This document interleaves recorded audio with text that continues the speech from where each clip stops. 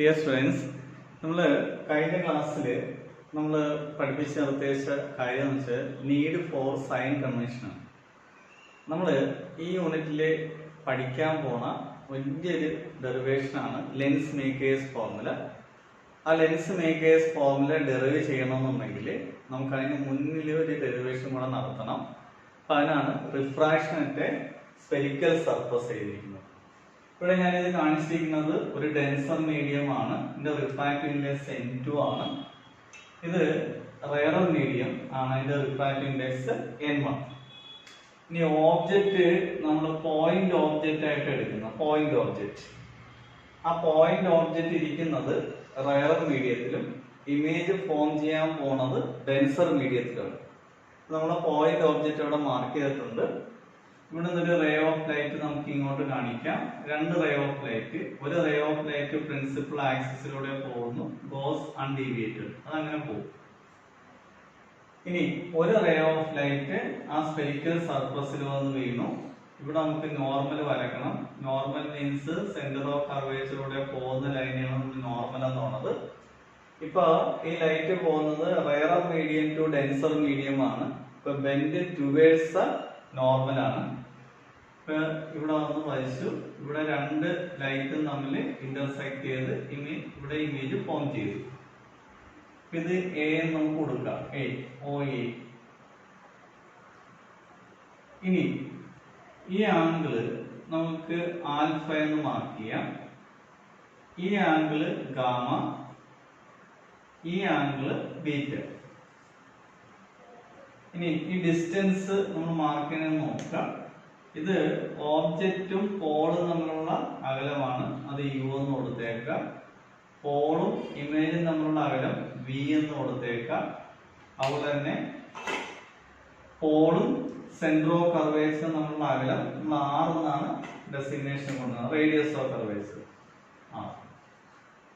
ഇത്രയും കാര്യങ്ങൾ പിക്ചറിൽ മാർക്ക് ചെയ്യണം. ഇപ്പൊ refraction at convex spherical surface ആണ്, നമ്മൾ കോൺകേവ് എടുക്കുന്നില്ല. ഡെറിവേഷൻ എന്തായാലും നടക്കും, പക്ഷെ നമ്മൾ എളുപ്പത്തിന് വേണ്ടിയിട്ട് കോൺവെക്സ് സർഫസ് എടുക്കുന്നു. ഇനി ഓബ്ജക്റ്റ് ഇരിക്കുന്ന റെയറർ മീഡിയത്തിലാണ്, ഇമേജ് ഫോം ചെയ്തിരിക്കുന്ന ഡെൻസർ മീഡിയത്തിലാണ്. റിഫ്രാക്റ്റീവ് ഇൻഡെക്സ് N2 എന്നും N1 എന്നും കൊടുത്തിട്ടുണ്ട്. ഇനി ഈ ഓബ്ജക്റ്റ് പ്രിൻസിപ്പൽ ആക്സിസുമായിട്ട് മേക്ക് ചെയ്ത ആംഗിൾ ആണ് ആൽഫ, ഇമേജ് ഫോം ചെയ്ത ആംഗിൾ ബീറ്റ, അതുപോലെ തന്നെ സെന്റർ ഓഫ് കർവേച്ചർ മേക്ക് ചെയ്ത ആംഗിള് ഗാമ. ഈ ആംഗിള് I ആണ്, ആംഗിൾ ഓഫ് ഇൻസിഡൻസ്. ഈ ആംഗിള് R ആണ്.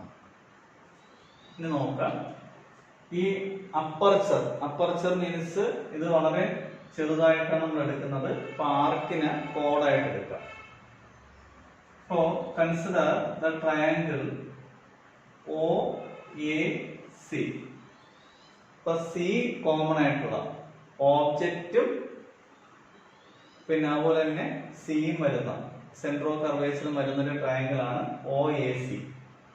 ആ OACയില് I എന്ന് പറയുന്നത് എക്സ്റ്റേണൽ ആംഗിളാണ്, ആൽഫയും ഗാമയും ഇന്റേണൽ ആംഗിളാണ്. അപ്പൊ നമുക്ക് എങ്ങനെ എഴുതാം? I = ഗാമ പ്ലസ് ആൽഫ എന്ന് എഴുതാം. ക്ലിയർ ആയല്ലോ? അപ്പോൾ external angle is equal to sum of the internal angle. ഇനി നമുക്ക് ഈ ഐയും സിയും ആയിട്ടുള്ള ഒരു ട്രയാങ്കിൾ എടുക്കാം. Triangle IAC. ഇപ്പൊ ഇവിടെ ഗാമ എന്നുള്ളത് എക്സ്റ്റേണൽ ആംഗിൾ ആണ്, ആറും ബീറ്റയും ഇന്റേണൽ ആംഗിൾ ആണ്. ഈ ഗാമയും ആറും തമ്മിൽ കൺഫ്യൂഷൻ ഉണ്ടായത് വ്യത്യസ്തമായിട്ട് തന്നെ ഐഡന്റിഫൈ ചെയ്ത് വരച്ചു വെക്കണം. അപ്പൊ നമുക്ക് ഇങ്ങനെ എഴുതാം, gamma is equal to R plus beta, or R is equal to gamma minus beta. ഇത്രയും കാര്യങ്ങൾ ക്ലിയർ ആയല്ലോ. ഇനി നമുക്ക് സ്നെൽസ് ലോ അപ്ലൈ ചെയ്യാം. Applying Snell's law.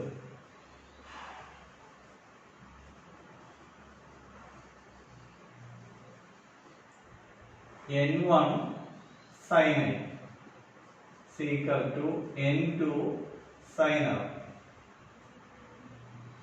അപ്പൊ ഇവിടെ ഈ ആംഗിൾസ് വളരെ ചെറുതാണെങ്കിൽ സൈൻ ഐനെ ഐ ആയിട്ടും സൈൻ ആറിനെ ആറുമായിട്ടും എടുക്കാം. അപ്പൊ നമുക്ക് എങ്ങനെ എഴുതാം? n1 i is equal to n2 r. പിന്നെ നമുക്ക് ഈ n1 ഐക്ക് വരെ എന്ത് കൊടുക്കാം? ഗാമ പ്ലസ് ആൽഫ കൊടുക്കാം.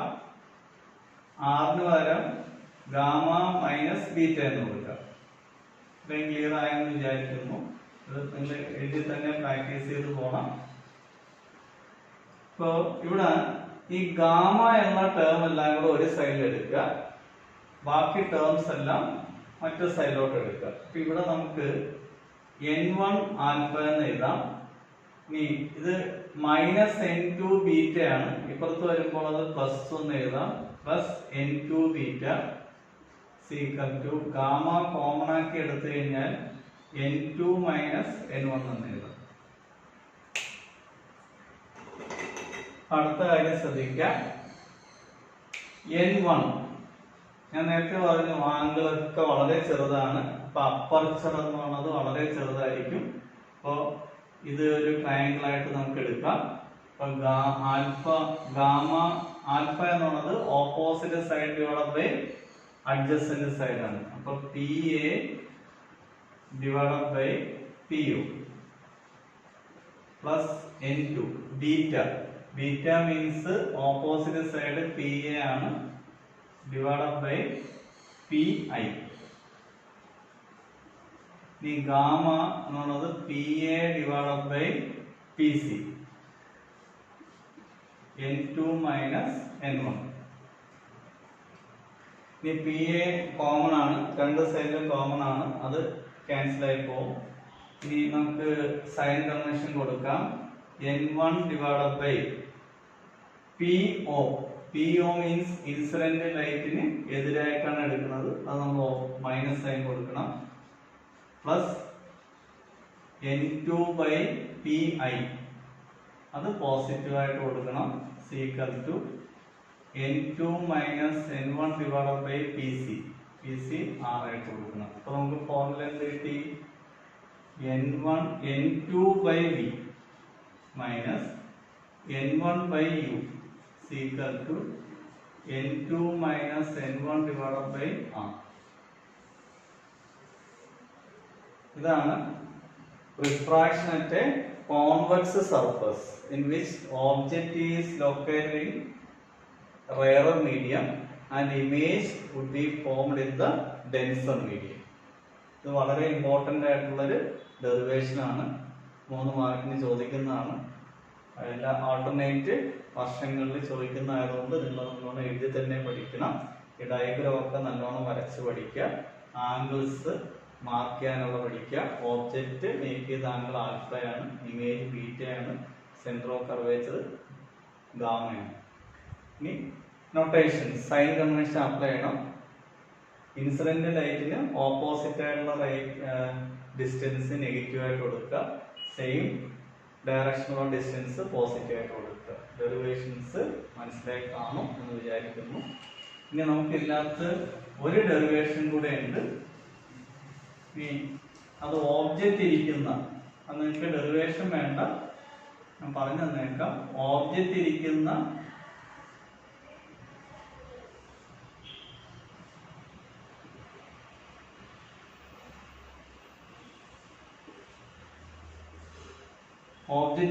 ഡെൻസർ മീഡിയത്തിലും ഇമേജ് ഫോം ചെയ്യാൻ പോകുന്നത് rarer മീഡിയത്തിലുമാണ്.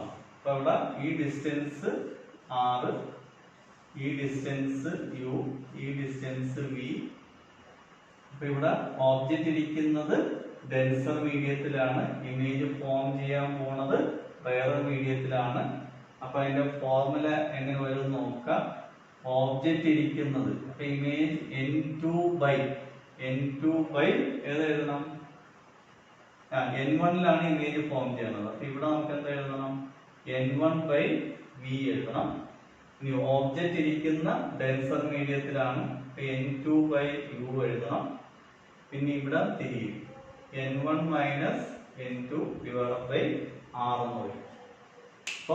n1 by v minus n2 by u is equal to n1 minus n2 divided by r എന്ന് പറഞ്ഞ ഫോർമുല വരും.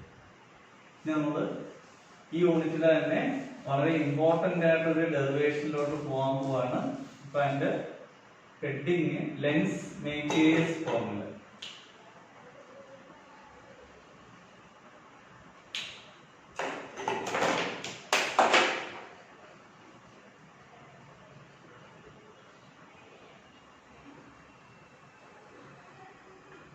Lens makers formula.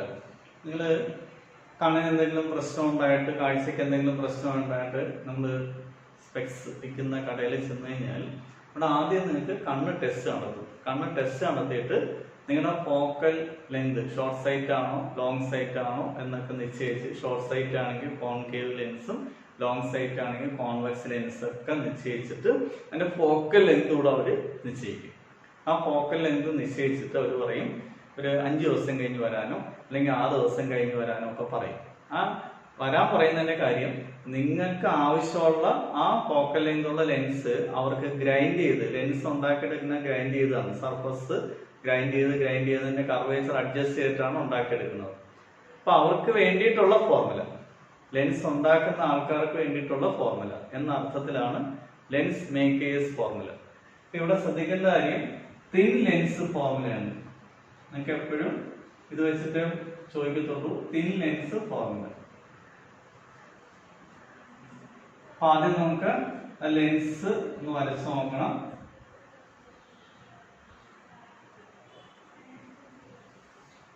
ഇവിടെ പോയിന്റ് ഒബ്ജക്റ്റ് ആണ് എടുക്കുന്നത്. പി റേ ഓഫ് ലൈറ്റ്, ഇത് P1 ആയിട്ട് എടുക്കാം, ഇത് P2, ഇത് X Y എന്ന് എടുക്കാം. ഇനി ഈ റേ ഓഫ് ലൈറ്റ്, ഈ ലൈറ്റ് ഇപ്പൊ പോകുന്നത്, ഇതിന്റെ റിഫ്രാക്റ്റീവ് ഇൻഡെക്സ് n1 ആണ്, ഇവിടെയും n1 തന്നെയാണ്, ഇവിടെ n2. ഈ ലൈറ്റ് ഇപ്പൊ പോകുന്നത് rare medium to denser medium ആണ്. അപ്പോ ഈ ലെൻസ് മാത്രമായിരുന്നു എങ്കിൽ, മൊത്തത്തിൽ ഉണ്ടായിരുന്നെങ്കിൽ ഈ ലൈറ്റ് വീഴാൻ പോണ പൊസിഷൻ നോക്കുക, ഡോട്ടഡ് ആയിട്ട് കാണിക്കും I1. പക്ഷെ ഈ ലൈറ്റ് ഇവിടുന്ന് പോകാൻ പോണത് ഡെൻസർ ടു റെയർ മീഡിയം ആണ്. ഇവിടെയാണ് ഫൈനൽ ഇമേജ് ഫോം ചെയ്യുന്നത്. ഈ ഡിസ്റ്റൻസ് ഇവിടം തൊട്ട് ഇവിടം വരെ നമുക്ക് u ആയിട്ട് കൊടുക്കാം. ഇവിടുന്ന് ഇവിടം വരെയുള്ള അകലം V1 ആയിട്ട് കൊടുക്കാം. ഇവിടെ നിന്ന് ഇവിടം വരെയുള്ള അകലം V ആയിട്ട് കൊടുക്കാം. ഇനി ഈ സർഫസ് ഇങ്ങോട്ട് വരയ്ക്കുന്ന ഒരു സ്ഫിയറിന്റെ ഭാഗമാണ് ആദ്യത്തെ സർഫസ്. അതിന്റെ റേഡിയസ് ഓഫ് കർവേച്ചർ നമ്മൾ R1 ആയിട്ട് കൊടുത്തു. രണ്ടാമത്തെ ലെഫ്റ്റോട്ട് വരയ്ക്കുന്ന ഒരു സ്ഫിയറിന്റെ ഭാഗമാണ്, അതിന്റെ റേഡിയസ് ഓഫ് കർവേച്ചർ R2 എന്ന് കൊടുത്തു. ഇത്രയും കാര്യങ്ങൾ നിങ്ങൾ മനസ്സിലോട്ട് വരണം. ഇപ്പൊ ലെൻസ് മേക്കേഴ്സ് ഫോർമുലയില് നമ്മൾ ഉപയോഗിക്കുന്ന ഡബിൾ കോൺവെക്സ് ലെൻസ് ആണ്. ഡബിൾ കോൺവെക്സ് ലെൻസ് എന്ന് പറയുമ്പോൾ 2 കർവ്ഡ് സർഫസും ഓരോ സ്പെരിക്കൽ പാർട്ടിന്റെ ഭാഗമാണ്. അപ്പൊ അതിന്റെ റേഡിയസ് ഓഫ് കർവേച്ചർ ഒക്കെ നമുക്ക് കാണിക്കണം. അപ്പൊ R1 എന്ന് കാണിച്ചു, R2 എന്ന് കാണിച്ചു. ഡിസ്റ്റൻസ് u, ഈ ഡിസ്റ്റൻസ് v, പിന്നെ ഫൈനൽ ഡിസ്റ്റൻസ് ആണ് v. ആദ്യത്തെ നമ്മുടെ ഡിസ്റ്റൻസ് നമ്മൾ V1 ആയിട്ട് കൊടുത്തു. ഇനി ആദ്യത്തെ റിഫ്രാക്ഷൻ ശ്രദ്ധിക്കുക. Consider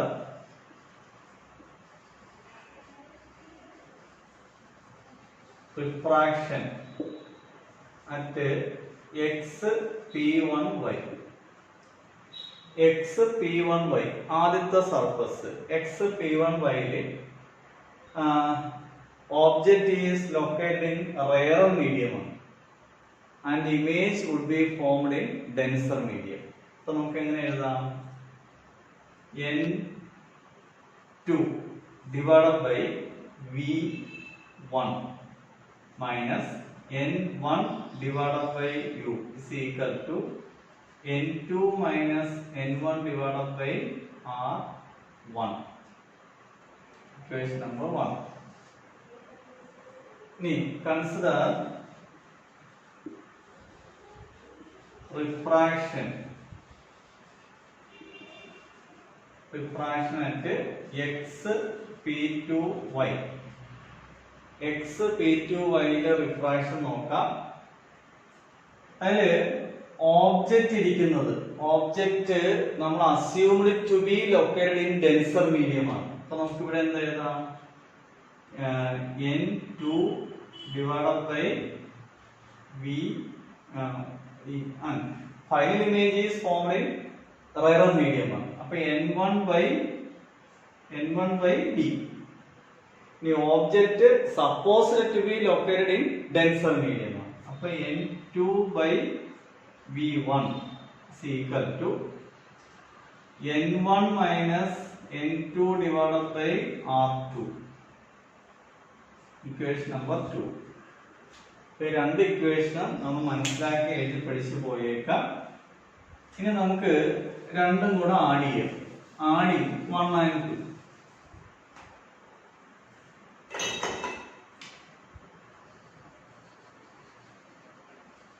adding 1 and 2.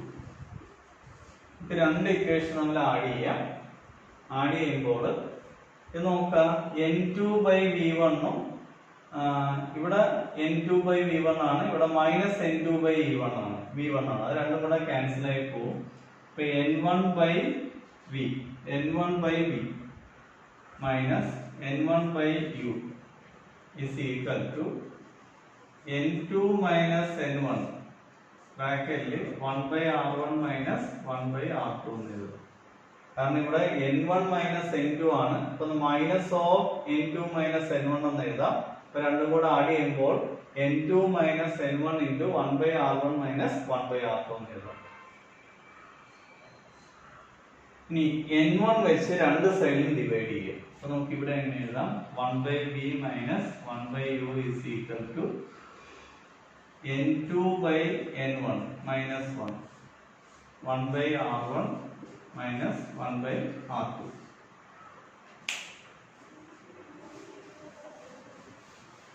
ഇനി നമ്മൾ കണ്ടീഷൻസ് കൊടുക്കാം. when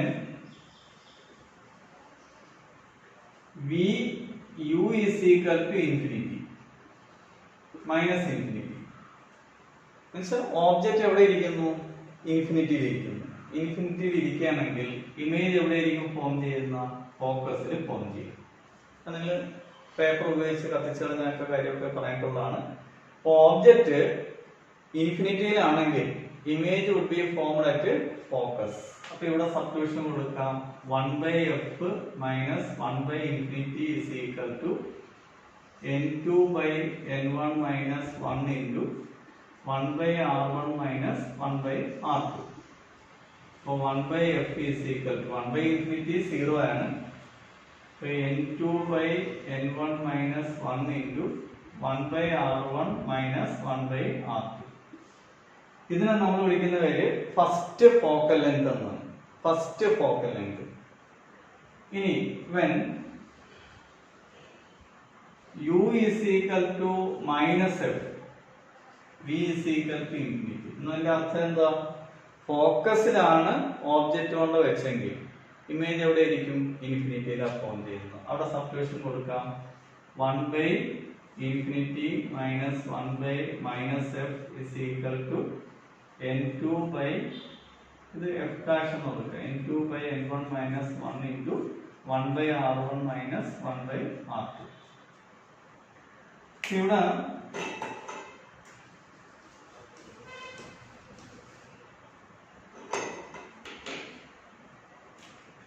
1 by infinity 0 ആണ്. ഇത് 1 by F dash എന്ന് കൊടുക്കാം. is equal to N2 by N1 minus 1 into 1 by R1 minus 1 by R2. What we can prove? We can prove F is equal to എന്ത് കൊടുക്കാം? F dash. അത് എപ്പോഴാ വരത്തുള്ളൂ? നമ്മൾ നല്ല രീതിയിലാണ് ഗ്രൈൻഡ് ചെയ്തെന്നെങ്കിൽ. അപ്പൊ നിങ്ങൾക്ക് അറിയാൻ പറ്റുമോ അതിന്റെ എന്തുമാത്രം പ്രയാസമുണ്ട് ഒരു ലെൻസ് ഉണ്ടാക്കിയെടുക്കാൻ നോക്കാം. അപ്പൊ അങ്ങനെ ഗ്രൈൻഡ് ചെയ്തെടുക്കാന്നുണ്ടെങ്കിൽ നമുക്ക് രണ്ട് ഫോക്കൽ ലെങ്ത്, അതായത് ഫസ്റ്റ് ഫോക്കൽ പ്രിൻസിപ്പൽ ഫോക്കസും സെക്കൻഡ് പ്രിൻസിപ്പൽ ഫോക്കൽ ലെങ്തും ഈക്വൽ ആയിട്ട് നമുക്ക് പ്രൂവ് ചെയ്ത് കാണിക്കാൻ പറ്റും. ഇതാണ് ഇവിടെ ലെൻസ് മേക്കേഴ്സ് ഫോർമുല എന്ന് നമ്മൾ പറയുന്ന ഫോർമുല വളരെ ഇമ്പോർട്ടൻ്റ് ആയിട്ടൊരു ഡെറിവേഷൻ ആണ്. ഇനി formation of the image by the spherical lenses. Formation of the image formed by the spherical lenses എങ്ങനെയൊക്കെയാണ് നോക്കാം. അതിൽ നമുക്ക് കോൺവെക്സ് ലെൻസ് തന്നെ ആദ്യം എടുത്തേക്കാം. Convex lens. കോൺവെക്സ് ലെൻസിന്റെ അകത്ത് ആദ്യത്തെ case object at infinity. Object at infinity ആണെങ്കിൽ അതെങ്ങനെ വരക്കാൻ പറ്റുമെന്ന് നോക്കാം.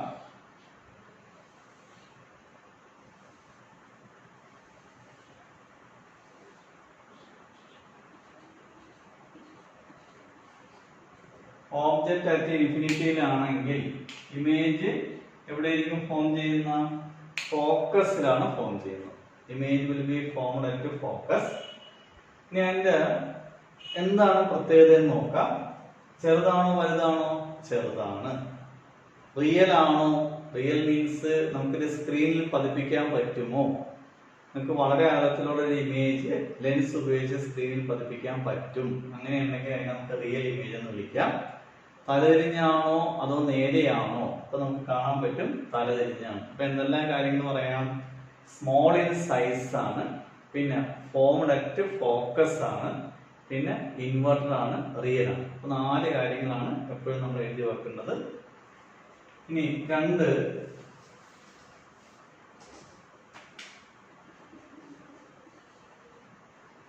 Object beyond C. ഇത് എപ്പോഴും നമുക്ക് അളന്ന് വരക്കുന്നതാണ് എപ്പോഴും നല്ലത്. അല്ലാതെ വരച്ചു കഴിഞ്ഞാൽ കറക്റ്റ് ആയിട്ടൊന്നും കിട്ടത്തില്ല.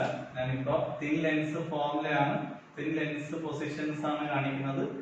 ഇവിടെ നമുക്ക് എഫ് കാണിക്കാം, അതിന്റെ ഡബിൾ സി കാണിക്കാം.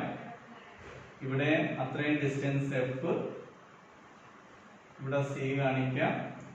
ഓബ്ജക്റ്റ് ഇരിക്കുന്ന ഇവിടെയാണ്. ഒരു ray parallel to the principal axis after refraction passes through the focus. ഒരു റേ പ്രിൻസിപ്പൽ ആക്സിസിലൂടെ ഒപ്റ്റിക് സെന്ററിലൂടെ പാസ് ചെയ്ത് ഗോസ് അൺഡീവിയേറ്റഡ് ഇങ്ങനെ പോകും. ഈ 2 റേയും തമ്മിൽ ഇന്റർസെക്റ്റ് ഫോം ചെയ്യുന്നത് ഇവിടെ. ഇത് ഓബ്ജക്റ്റ് ആണ്, ഇത് ഇമേജ് ആണ്. അപ്പൊ നിങ്ങൾക്ക് തന്നെ പറയാൻ പറ്റും ഈ ഓബ്ജക്റ്റിന്റെ ഇമേജിന്റെ പ്രത്യേകത എന്തൊക്കെയെന്ന് നോക്കാം. അത് formed between F and C എഴുതാം. F and C. പിന്നെ റിയൽ ആണ്, ഇൻവെർട്ടർ ആണ്, സ്മോൾ ഇൻ സൈസ് ആണ്. അപ്പൊ ഇത്രയും കാര്യങ്ങൾ ഞാനിപ്പോ ബാക്കിയുള്ള അടുത്ത ക്ലാസ്സിൽ നമുക്ക് ഡിസ്കഷൻ നടത്താം. അപ്പൊ ഈ ഇത്രയും കാര്യങ്ങൾ നിങ്ങളൊന്ന് നോക്കിപ്പോയേക്കാം. ഒരു കാരണവശാലും നിങ്ങളത് എഴുതി വരച്ച് പഠിച്ചു പോവാതിരിക്കരുത്. കാരണം ഇത് റേ ഒപ്റ്റിക്സ് എന്ന് പറയുമ്പോൾ ജോമെട്രിക് ഒപ്റ്റിക്സ് ആണ്. റേ ഡയഗ്രാംസ് മസ്റ്റ് ആയിട്ട് നിങ്ങൾക്ക് ആവശ്യമായിട്ട് വരും. ഡെറിവേഷൻസ് ചെയ്യുമ്പോൾ കറക്റ്റായിട്ട് പൊസിഷൻ മനസ്സിലാക്കി വരച്ചില്ലെങ്കിൽ തെറ്റായുള്ള ഡയഗ്രത്തിലേക്ക് നിങ്ങൾ പോകത്തുള്ളൂ. അത് വരാതിരിക്കണമെന്നുണ്ടെങ്കിൽ നിങ്ങൾ പ്രാക്ടീസ് ചെയ്തേ പറ്റൂ. Okay, thank you.